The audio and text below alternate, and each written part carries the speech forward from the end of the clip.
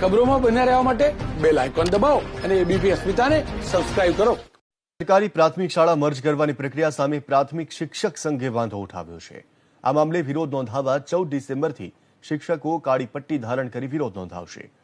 ઓછી સંખ્યા ધરાવતી જિલ્લાની 127 શાળાઓ મર્જ કરવા માટે રાજ્ય પ્રાથમિક શિક્ષક નિયામકે આદેશ કર્યો છે.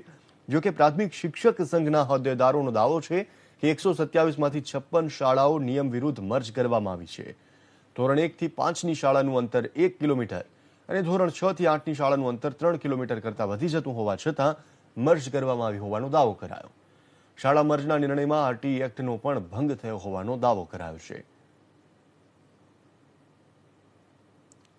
સાણંદ તાલુકાની 4 શાળાઓ મર્જ કરી જે આરટીના નિયમ 12 એમાં રામપુરા પ્રાથમિક શાળા એને ચેખલા પ્રાથમિક શાળામાં મર્જ કરવામાં આવી.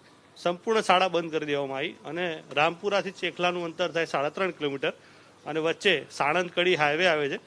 હવે અમારી રજૂઆત એવી હતી કે આ નાના બાળકો 1 થી 5 ધોરણના આ 3 કિલોમીટર જો ગામમાં ભણવા માટે પણ તકલીફ પડતી હોય આવવામાં તો 3 કિલોમીટર કઈ રીતે ભણવા જશે.